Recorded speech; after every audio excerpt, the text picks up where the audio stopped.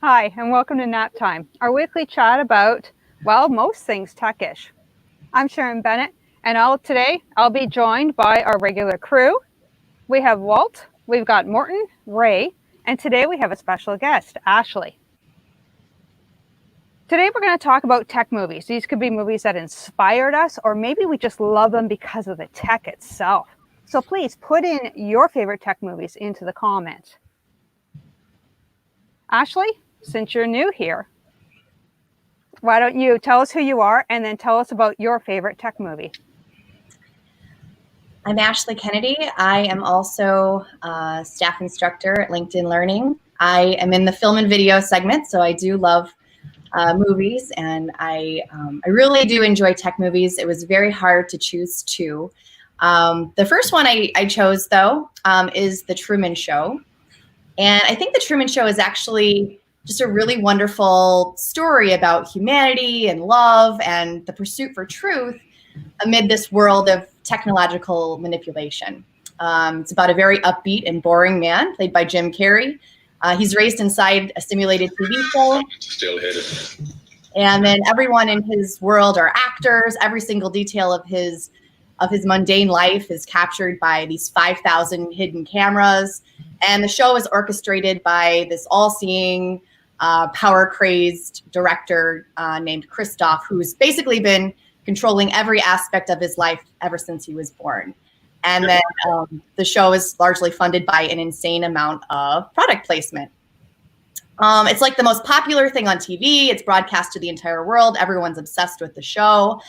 And then, of course, during the movie, Truman just slowly becomes aware of the farce that he's living in. And he has to make the choice of staying in the safe bubble of his existence or to pursue, the unknown, his own truth.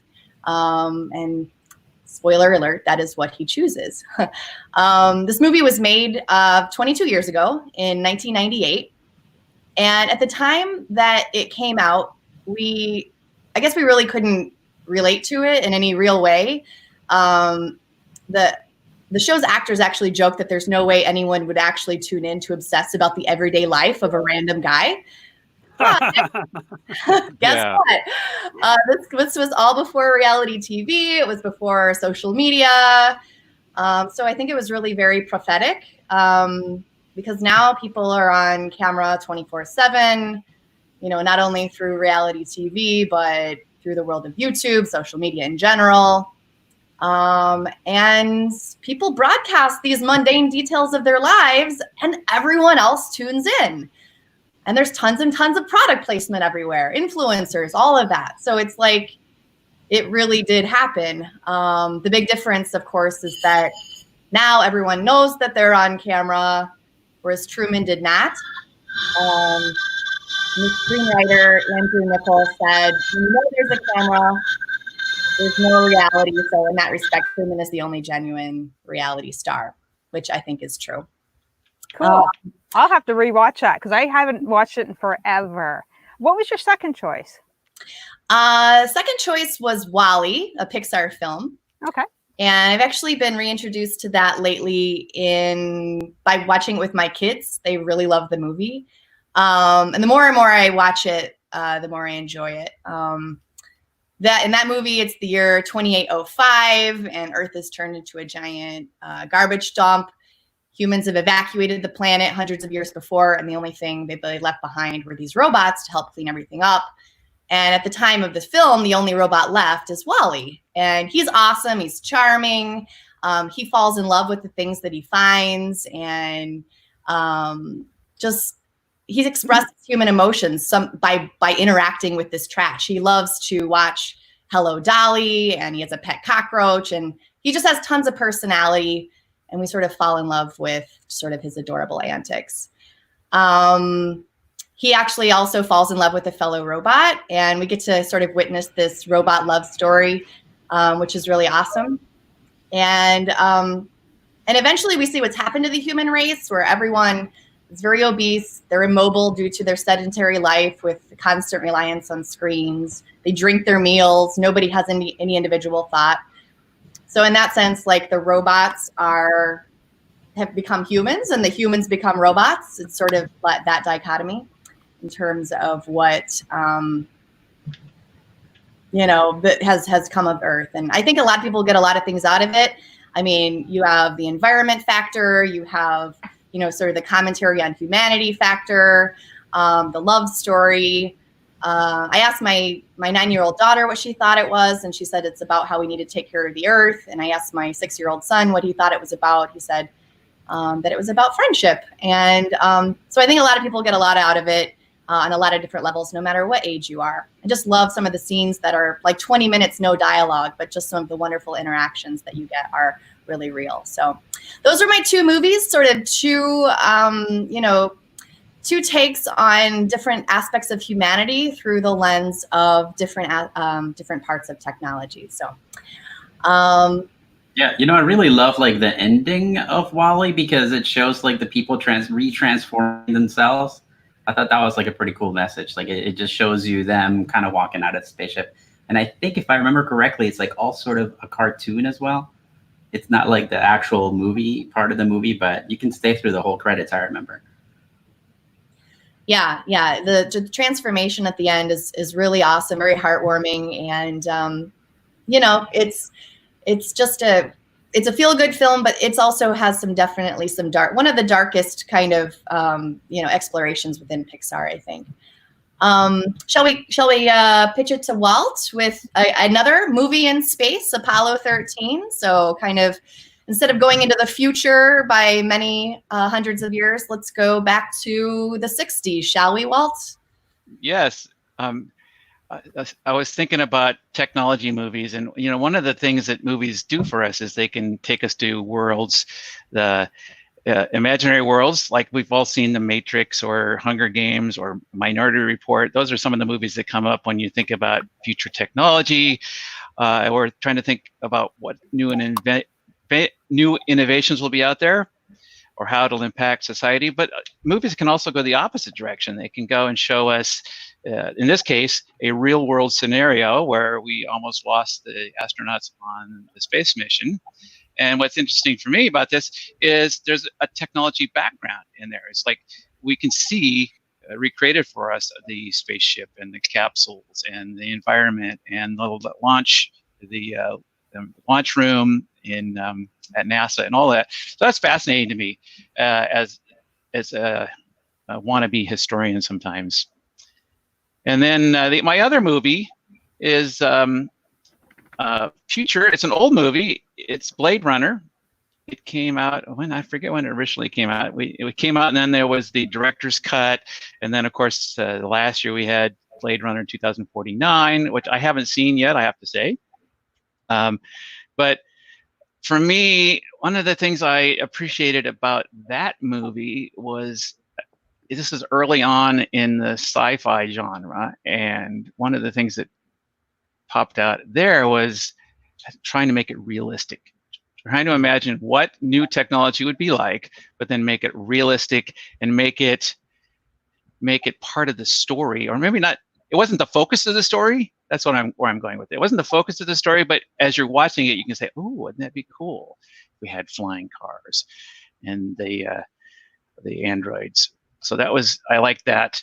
Another thing, as a musician and as a synthesizer player, the soundtrack for that was pretty revolutionary at the time. It was not was not seen as the normal type of soundtrack that you would do. It wasn't popular music. It wasn't pop songs, and it wasn't a symphonic soundtrack. It was this electronic synthesized piece done by Vangelis. So for me, I thought that was really fascinating too.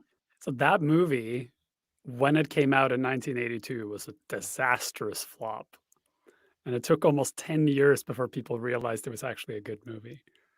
So it was like, it could have been the end of the career of all the people involved because they invested so much money in it and no one wanted to see it because it came out in 1982. People just weren't ready for that.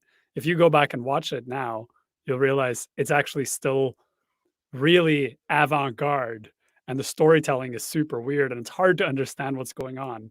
And I asked you, Walt, right before we started, whether you were recommending the original release or the director's cut. I don't have a recommendation. Because there's a significant difference. There is. The ending is what they had to do a happy ending at the original cut, and then the director's like, "No way, that's not what I want. That's not the vision I saw for this movie." So yeah, I'd probably go with the director's cut. And speaking of movies, Morten, I think your first movie up is one that's an anime or a cartoon. Yes, the year was 1995, and I was in high school. And a friend of mine said, "Hey, let's go to this obscure theater in Oslo and watch this cartoon." And I was like, "Yeah, that sounds interesting." The movie is Ghost in the Shell, the anime version, not the atrocious Hollywood bastardization of the movie. And there are many pieces to this that I find interesting. The first one is that it's the first time I've ever seen a cartoon or like an animated movie that behaves like a normal film. You can see it in the clip they're showing right now that you have these long scenes of just scenery, or there's scenes where the character is just standing there in the rain and nothing is happening with lots of cinematic music. And it really is it's as if it was shot like a real movie. And it's an extremely moody story about a future where people can plug into the internet.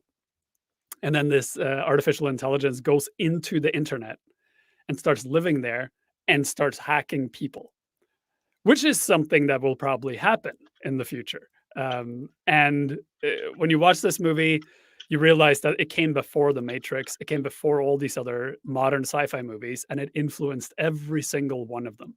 Now, I'm a purist, so I like to watch it in Japanese because I can get all the weird inflections and everything and furiously read subtitles, but it's available in English too. It is definitely worth a watch. Just be advised that this is Japanese anime, so the storytelling is different from what you're used to if you're from a non-Japanese environment, and it doesn't give you that fulfilling ending of, something resolves itself. It actually just ends with extreme frustration, like a lot of these things do. I also would recommend reading the book, the manga for this, because it's really good as well. And the music, the soundtrack for Ghost in the Shell is amazing as well. So it's an immersive experience of something totally unique and on a cartoon that changed the way people make movies, which is why I picked it, and has robots. Morten, you said it's a cartoon. Is it kid friendly? Oh no, it is ultra violent.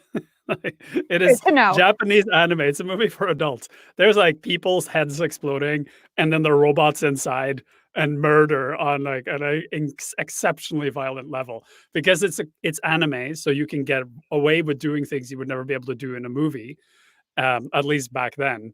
And it's all about like, you don't know if people or robots. And sometimes the robots get hacked and attack people. And it's very brutal in every sense. So absolutely not. Like I remember I watched it in high school and I was shocked at the level of violence in it. And it is animated and you sit there and you're like, oh my God, turn down the violence. But it is what it is. Absolutely worth watching. Funnily enough, the second movie on my list is even more violent. It's the original Terminator from way back in 1984 or something. This movie, again, is a movie that changed filmmaking. It is also the movie that launched Arnold Schwarzenegger's career for real. He went from being this obscure muscle man that was dubbed in movies to being an actual actor that spoke in movies. It just happened to transition really well since he's a robot. every time I watch this movie, and I think I've watched it maybe 20 times, every single time I'm just shocked at the level of violence. Yeah, everything's like an explosion in this movie. It is so insanely, intensely violent, which is, interesting, especially considering how old it is. Mm-hmm. But the reason why I picked it is because it is the only movie I've seen made in Hollywood that stays true to the principles of time travel. And the principle is, if you go back in time, you can't change your own past, because changing your own past messes everything up. So in the entire movie, there's this underlying idea that we can go back and fix things, but in the end, you realize, oh no, actually it can't be fixed. And the super interesting thing is when we get to T2 and T3 and all these other movies, they actually stayed with it and kept the time loops intact the whole time, even through that TV show, the Terminator TV show that lasted, the Sarah Connor Chronicles or whatever. But this movie is not for children, probably not for all adults, but it's worth watching for just how revolutionary it was. Also how crappy technology was back then in terms of getting things to look real on screen. And funny story, everyone knows Arnold Schwarzenegger as the Terminator, the T-1000, the murderous machine that comes back to our time to kill Sarah Connor. Originally, Rand-Hendriksen was cast in that part. And Rand-Hendriksen looks like me. He's like a really thin, inconspicuous person. And the idea that the director had was the Terminator was supposed to be someone who would just drop into the world and look like everyone else. And then they were going to have Arnold Schwarzenegger or someone similar play Reese, the guy who comes back to kill the Terminator. And then Arnold Schwarzenegger, when he went to audition, he was supposed to audition for the Reese role. And he was like, screw that. I'm just going to audition for the robot instead. And then he did this thing where he came in and he said, I figured out how you can tell the difference between a robot and a human. A robot turns its eyes before it turns its head. So he did this thing where he goes, which is super creepy. And that in the audition was the only thing necessary for him to get the part. And then they just scrapped everything and recast the whole movie and put Rand-Hendriksen in as a cop instead or something. But it was, it's one of those funny things in movies where things happen randomly and then it turns into a great deal. The other funny part is they were supposed to have a robot dog. No, really? And then, I didn't know that part. Or the movie company insisted there was a robot dog pet. Of course. And then the director was like, you want to destroy my movie? That's fine. Then I won't make the movie. And then they took the robot dog out.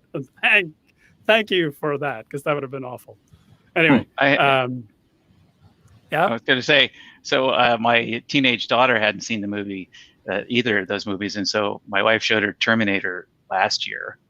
And so that's interesting because I've seen the movie like you many, many times. Mm-hmm. And it's interesting to see somebody else's perspective on it when they don't know what's going to happen. And the second thing was, and then we watched Terminator 2 after that, which is one of my favorite movies.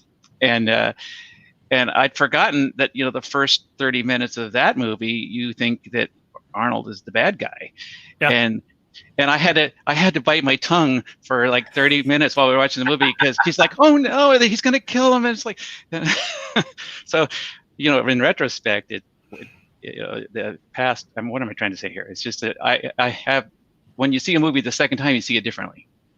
Yeah, and I love that feeling of you have to bite your tongue to not give it away to the people who are watching it. So yeah, Morten, how come you picked 1 instead of 2? 2 had so many sort of technical innovations in it in itself. And I thought it was just a super exciting movie. That aspect of like not knowing whether or not even you thought that Arnold was bad. And that the story is better. The story is so pure.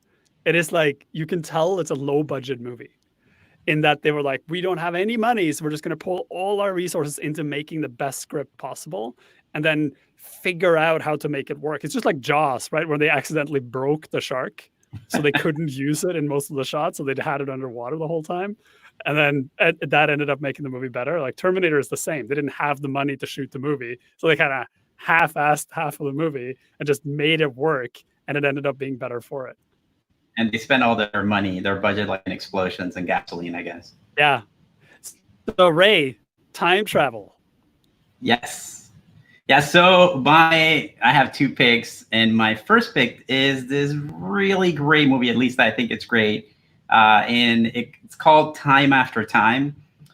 So it's such a weird movie to explain. So I love H.G. Wells and the Time Machine movies, and that was going to be my original pick.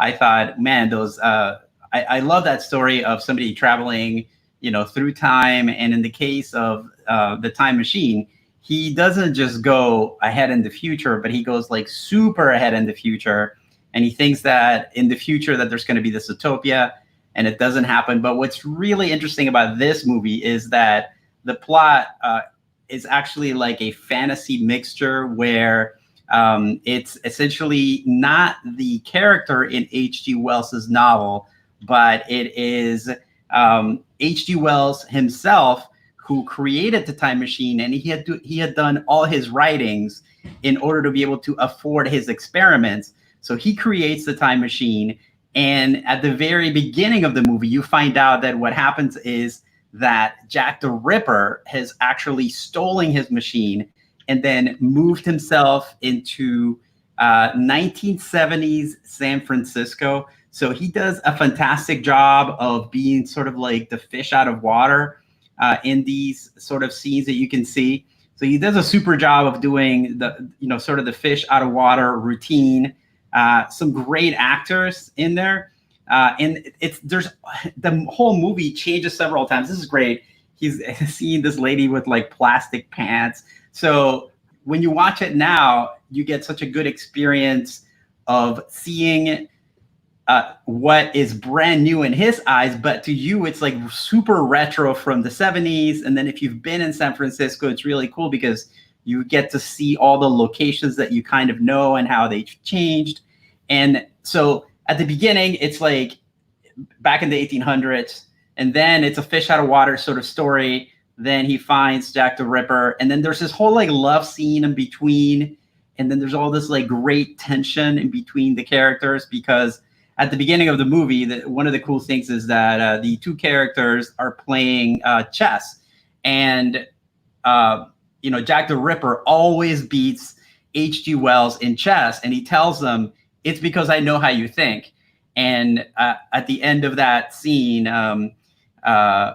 H.G. Wells says, "One day I'm going to beat you," and the guy says, "Well, it's when you can figure out how I think that you'll be able to beat me." And kind of like the whole movie is about that. And there's like so many layers from the director of my two favorite Star Trek movies, The Wrath of Khan and The Undiscovered Country. So there's so much going on in this movie that I think anybody would love it. The other movie that I picked is another retro. Like I really enjoy retro movies. It's called The Andromeda Strain. I hear it's a fantastic book. I haven't read the book. Or no, I did get the audiobook and I started to listen to it, but I just haven't finished. But what I like about this movie is the design of the sets for this movie. So the plot here is that there is an extraterrestrial microbe has come and it's killed everyone in this town. And what you want to do is, the scientists are trying to figure out, how to control this virus or this extraterrestrial life form that has landed on Earth, and it's changing everything. But the weird thing is that it's killed everybody in this town except for two people. It didn't kill a baby and this extremely old drunkard in the town. So there's a lot of things going on, including like you're trying to figure out what's the same about these two very different individuals, a newborn baby and this drunkard that is like in his 70s or so.